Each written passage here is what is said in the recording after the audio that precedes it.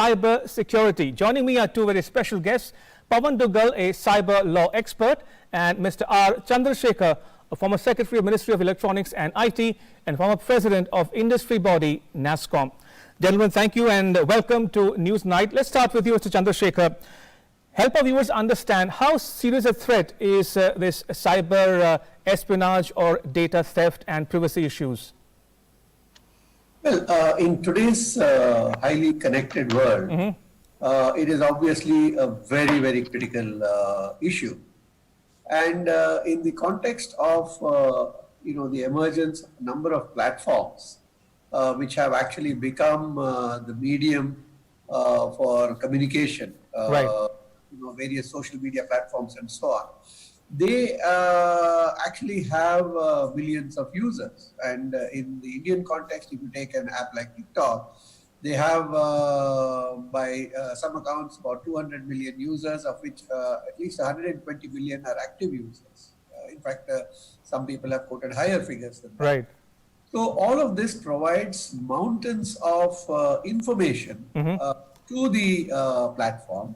And this information can, using technologies that are available today and AI, actually build a lot of intelligence on people, on their thinking, on their interests and their needs and so on.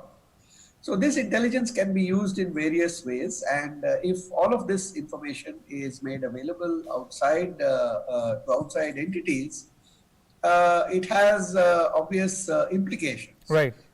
It's a different matter when it is used for only commercial purposes, which by and large now is an accepted fact of life, because all platforms do that to some extent. Right. But I'll come to the differences. But just to continue with what the platforms, the kind of strengths that they have, these platforms now can actually slant the information that people get, Okay. by allowing certain kinds of information, not allowing certain kinds of information. And the platforms also push information. You get notification on certain kinds of content, which draws you to investigate what that content is. So in many subtle ways, they actually can drive users in a particular direction in terms of what content they see and what content actually access. Right. So it's now known that these platforms can and do actually influence even views. They can influence thinking, and there are celebrated examples, not just Indeed. related to China, but even in the Western world itself. Right. Examples of Cambridge Analytica, for example.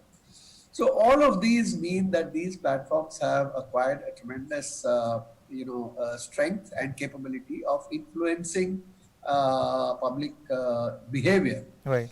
Now, what is new about these apps, which makes them different from all the other platforms, which also have similar power and strength, and is that in the current scenario, we are also facing a situation where the country of origin of these apps, or at least where the ownership of these apps ultimately rests, we are in a armed confrontation, fairly serious confrontation by all accounts. Right.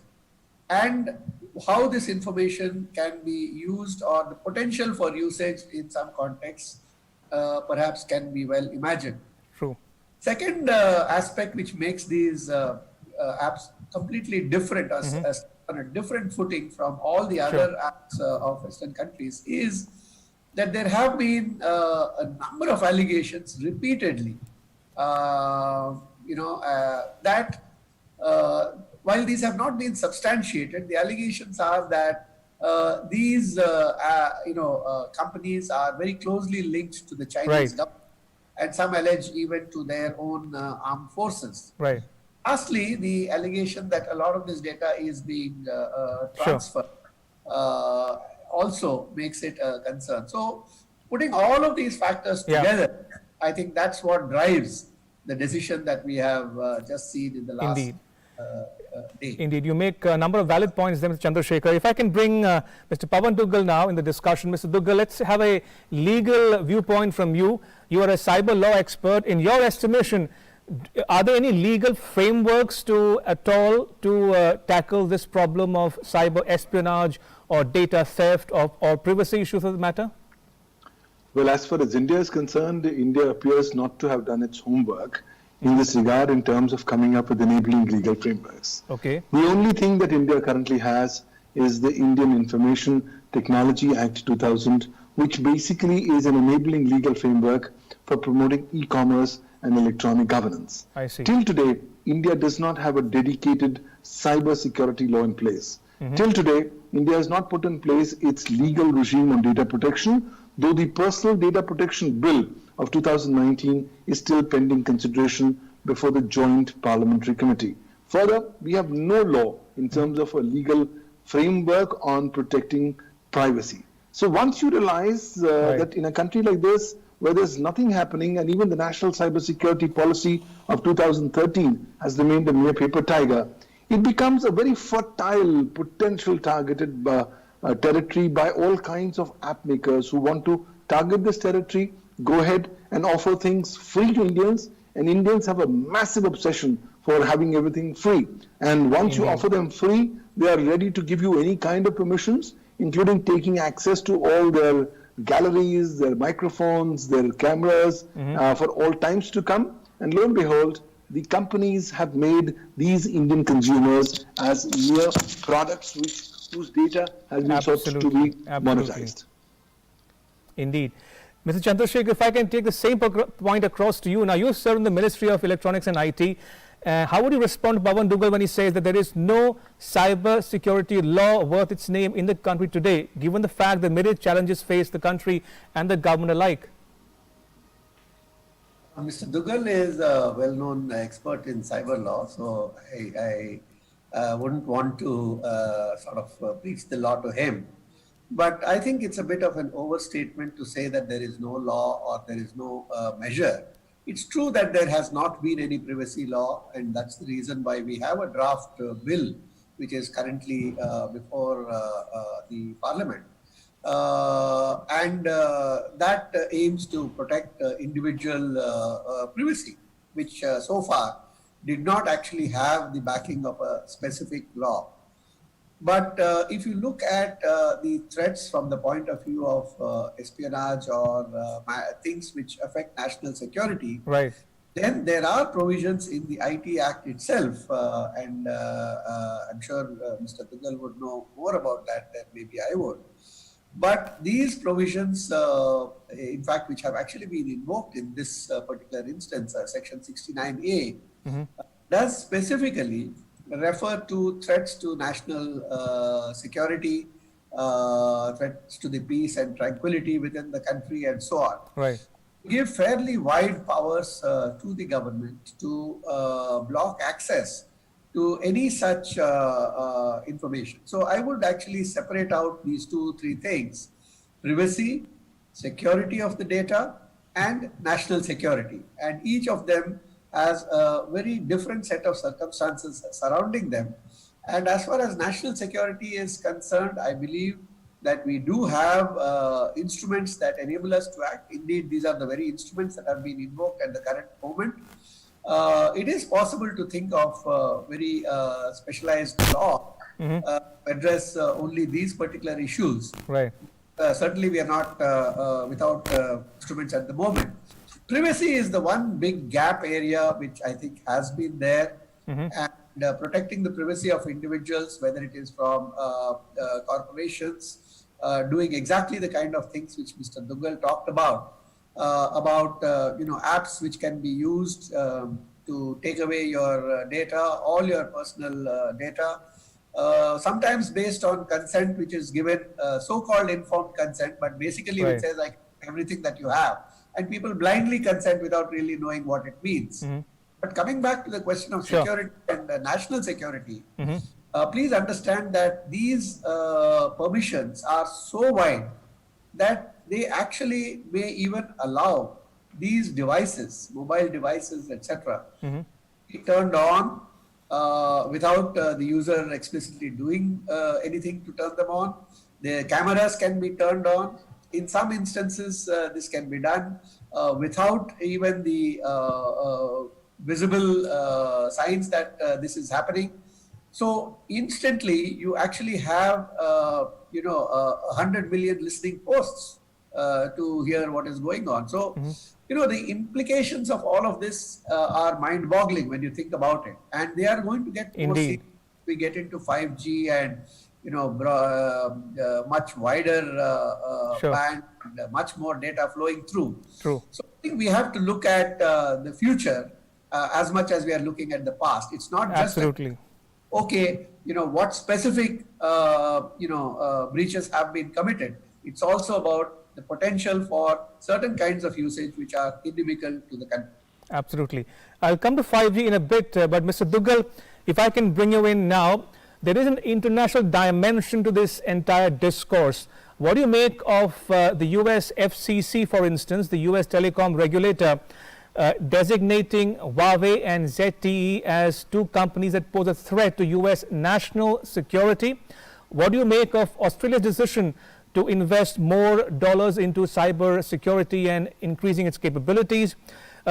So given the atmosphere around the world around us, what can India do either on its own or in collaboration with other like-minded countries to combat this clear and present danger? Clearly, I think the writing is on the wall, whether it's America, which has come to the conclusion that these Chinese companies are a threat to national security, or whether it's the Trump administration categorically saying that a number of these Chinese companies are under the direct control or management of the Chinese military, or whether it's the recent cyber attacks on Australia post their disputes with China, pursuant to which Australia has flagged off this massive state actor-sponsored attack on their critical information infrastructure. I think the writing is very clear on the wall. There is no international cyber law in place. Way back in 2015 at Geneva, at the WSIS Forum, I had propagated the need for having in place an international convention on cyber security and cyber law. But most of the countries did not want to bite the bullet because almost all of them are doing covert and overt activities. And nobody wants to be caught on the wrong side of a perceived international agreement. So that's the reason there is still no unanimity at the international level as to what should be the norms of behavior in cyberspace. Even at the last UN group of governmental experts, the meeting failed primarily because they still could not come to the unanimous conclusion that the principles of international law are applicable to cyberspace, something that we know for the last 25 years, but state actors don't want to agree on the same. And right now, when we talk, there are two separate working groups of the United Nations. The United Nations group of governmental experts on the one hand, and the open-ended working group on the other, both trying to find out the norms of behavior in cyberspace. In this context, while NATO is putting to the world the attention of Talent Manual 1.0 and 2.0, but they are mere academic works and have not got much universal acceptability. In this context, I believe for India, we need to learn our lessons very, very quickly. We need to quickly realize that we are one of the biggest e-commerce markets in the world. We need to quickly realize that the absence of enabling direct legal frameworks on cybersecurity is going to make us a very fertile target. We have yet to learn from the experiences of countries like Singapore, like Vietnam, like Thailand, even go ahead and Macau, who have all come up with dedicated cybersecurity legal frameworks and regimes. And I think we have to quickly start realizing that we need to put in place these frameworks as soon as possible. If we are going to rely upon just the Information Technology Act, a 20-year-old legislation which was not on cybersecurity, to sail us through in these troubled, choppy waters, I don't think we are going to succeed. We also don't have in place the adequate standard operating procedures which need to be informed to all stakeholders, governmental as also private sector, in terms of what they are specifically expected to do in the event that there is going to be a cyber attack. Let's all be prepared for the attack. Let's try to prepare various stakeholders in this regard.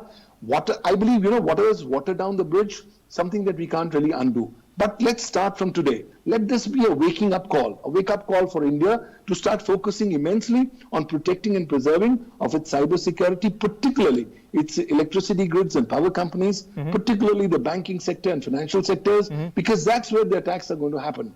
If the Maharashtra agency tells us that there are more than 40,000 attacks, all coming from China on financial institutions, it's only the tip of the iceberg. The bigger picture has yet to come in, and we as a nation need to be prepared at all levels amongst all stakeholders to face these kinds of potential imminent cyber attacks which are likely to come. Even if they don't come, no problem. The more prepared we are, the better we will be Absolutely. in the World Committee of Nations. And I think it will also help us drive our thought leadership in this regard.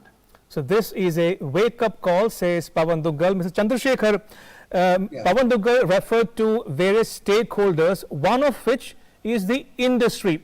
Now, you've presided over NASSCOM. Is there scope for collaboration between or interface between government and industry to jointly tackle this problem head-on going forward? No, absolutely. And I think that this collaboration is very much there. In fact, when the Prime Minister had attended the Silver Jubilee celebration of NASSCOM as the chief guest, he had actually referred to this. In fact, he mentioned that, in his talks with global leaders, the question that he asked all of them was, what is it that keeps you awake? What is the number one problem that keeps you awake at night? All without exception, all the major countries in the world, the answer was cybersecurity. So the awareness was very high, and the Prime Minister himself at that conference said that we need to build this collaboration between industry and the government. The industry did come up with a whole plan in terms of how this could be actually ensured. Right. Why? Because the law which Mr. Pawan Duggal referred to is an important part of it. As far as cybersecurity is concerned, there are two things that we have to keep in mind. Sure. One is that as more and more of our critical infrastructure and our economic life and our social life migrate to the digital mode, and Corona, for example, has only accelerated a trajectory which was already there, the dependence on this medium becomes critical, and the security threats can actually bring life to a standstill. Economic life, infrastructure, social interaction, everything. And we've actually seen countries going through that challenge. Right. But it's not only a question of law, it's not only a question of technology, and companies have built capabilities. Those capabilities very much exist in India. Right. They need a considerable amount of enhancement. But it's as much about the practice. It can be simple things which individuals also start doing. A lot of vulnerabilities are created by people not following the norms, starting with very simple things like, the use of their passwords, or not accepting apps which are not secure.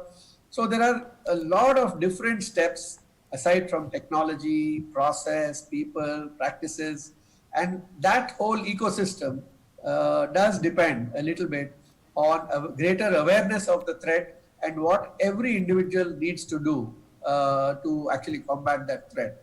So it needs a multi-pronged approach. That's what the report that NASSCOM brought out came up with. It's a huge emphasis on skill development. We have while we have certain capabilities, we certainly have a big shortage of skilled manpower, notwithstanding the fact that India is sort of software power of its own, with a reputation of its own. But there is a huge need. At that time, the estimation was that we would probably need at least 1 billion more people skilled in cybersecurity. So I think these are areas where we need to actually work on and continue to work with that multi-pronged strategy, which had come up as a result of that gauntlet thrown by the PM to the industry. I'm running out of time, so one last question to both my guests, starting with you, Mr. Pawan Duggal. Now, while banning those 59 apps, India has cited one particular instance of concern.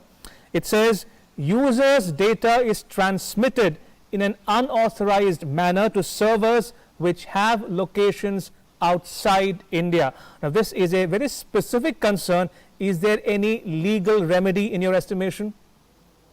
Well, the legal remedy for companies whose apps have been blocked is that they can go up and appeal under the Information Technology Act and rules and regulations made thereunder. But before they go up and appeal, They will have to be mentally convincing themselves as to what kind of evidence they will have to produce and show that they Okay. have complied with the Indian cyber law, and what kind of due diligence that they have actually exercised in their capacity as intermediaries. Further, they should be prepared to strip open their entire logs and show to the authorities that, look, there is no unauthorized transaction to servers located outside the territorial boundaries of Okay. India. And in case if such transmission has taken place, then they are deemed to be prima facie guilty and must be prepared for a much longer ban. But in case if they come clean and the government comes to a conclusion that their app is now no longer prejudicial to the Right. sovereignty or security of India, then surely such a ban order All could right. potentially will be reviewed. All right, Mr. Chandrasekhar, you get the last word. Your thoughts on the way forward on the 5G issue. Now, that's a very pertinent question, confronting the world at large, including India. Now, given the fact that many Chinese companies, including Huawei, for instance, have strong links to the Chinese Communist Party and the Chinese military apparatus, what do you think India's position should be on 5G and or Huawei going forward? I think it's a particularly complicated question because, as I said, going forward, as almost all aspects of our economy and business and governance move into the digital mode, Right. reliance on the underlying digital infrastructure, the telecom infrastructure in particular, which forms the base and the basis for all such communication, Right. becomes absolutely critical. Now, it's well known that, the equipment that you have in the telecom infrastructure, especially the core part of your telecom network, can introduce vulnerabilities, Right. can and does, in fact. So, Sure. it's not as if you can be completely immune or invulnerable Right. from a security point of view. Is I would say almost the case irrespective of where you are actually sourcing the equipment from. But again, the same factors which I was mentioning earlier come in are that if some of these suppliers are suspected or alleged to have close links with a government which is really disposed towards us, Right. that raises a whole new different dimension. Okay. Same time, on the other side, India, what are India's other considerations? As we build the 5G infrastructure, we also need to ensure that the costs are completely manageable, that Okay. the cost of services are low, Right. and therefore it is an imperative to keep the costs as low as possible so that they become Indeed. affordable, and we don't end up with a very high cost infrastructure, which in a different way Right. undermines our competitive ability. So I think these Sure. are the trade-offs that we will have to look at. The US has kept out Right. Chinese equipment completely from their infrastructure. If you look at countries like UK, they have not completely kept them out, notwithstanding the US exhortations to do that. They have kept them out of the core network after a lot of Right. analysis. And other countries also are looking at certain steps. But for India, we have to not only look at those factors and those All examples, right. but we have to keep and take into account the situation which is existing in our country and in our immediate neighborhood. And that brings a whole new spin Absolutely. of issues. Absolutely. On that, Mr. Chandrasekhar and Mr. Pawan Duggal, thank you so much for joining us on Newsnight. Appreciate it.